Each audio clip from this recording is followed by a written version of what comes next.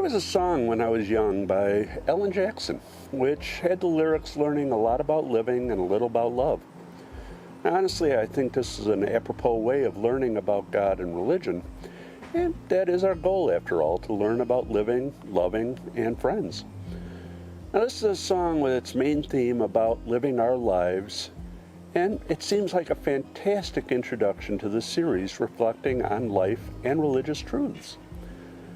Now, it was released long after my high school years in 1993 and only made it to number 93 in the overall Billboard charts, but it did make it to number 1 in the country charts.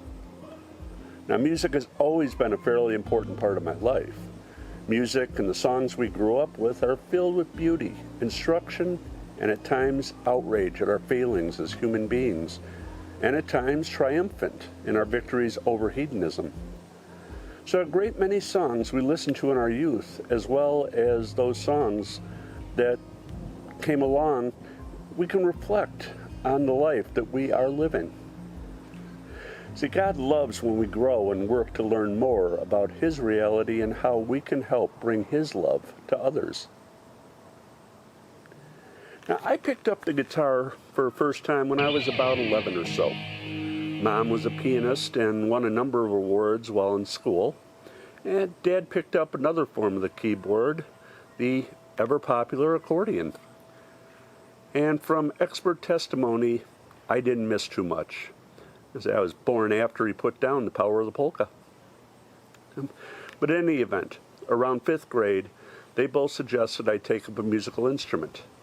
Now, we could not afford to buy a piano, and certainly the thought of an accordion really brought fear to my spine.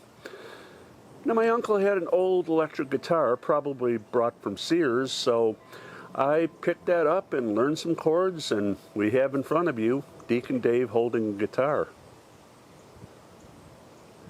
The music, learning, and God are 3 things I love about life. Now, my goal is to put these 3 things together and hopefully teach you a bit about God and religion while combining it with the music we all grew up with. So each week, I'll base my reflections on a song we all remember growing up with. So, God and religion is really a lot about living and a little about love. So let's get started on this week's reflection, inspired by Alan Jackson and Jim McBride's Chattahoochee.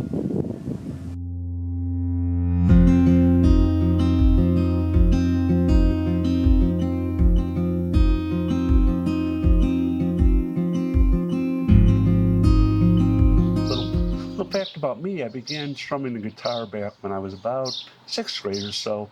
Over the years, I learned the notes and chords and how to play, intersperse those notes, play songs.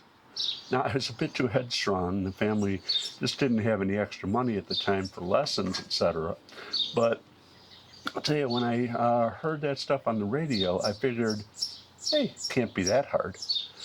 Now, when you played any cool instrument in 1982 in high school, you made a band. So, to you, Ed and Dave, we were 16 years old, and while we did play music, we also learned about an herb that had some psychological and physical effects. So that may have hindered us just a bit. Like I said, a little bit about living. My dad helped me out at the time in this phase by allowing me to do some work with him and show me real life, and by 17 pulled myself back into school and studies. I guess that was a little about love. Now, I bring this period of my life up. It's time of learning, and the realities of life begin to slap you in the face a bit. But it is interesting that at the time I wrote a lot of lyrics, and of course I imagine being up on stage playing these songs like the supergroups of the time. But the reality is, well, here's a bunch of the titles that come up on the side of the screen. If you notice, many of them had to do with God and religion. Both of my parents and my grandparents were religious. My grandparents' era was probably more overt, but my dad went to St. Alphonsus in Chicago and then on to DePaul Academy for high school. My mom went to St. Peter and Paul in Naperville. Now, as a matter of fact, that's where I was baptized. both of these churches, when I go back to visit, are still just so beautiful. It's amazing. Now, some of these churches really give you a sense of God is beautiful. He's loving, caring, full of justice, but yet very full of mercy. He wants only the best for us, so that when we go to worship him, it should be a place reflective of him. So all of those precious metals and stones are used to make the churches. Now, today, obviously, it's monetarily infeasible to make churches with those type of marble columns and flooring and all the accoutrements they had years ago. But even churches today are built with care, love, and a joy that can only come from God.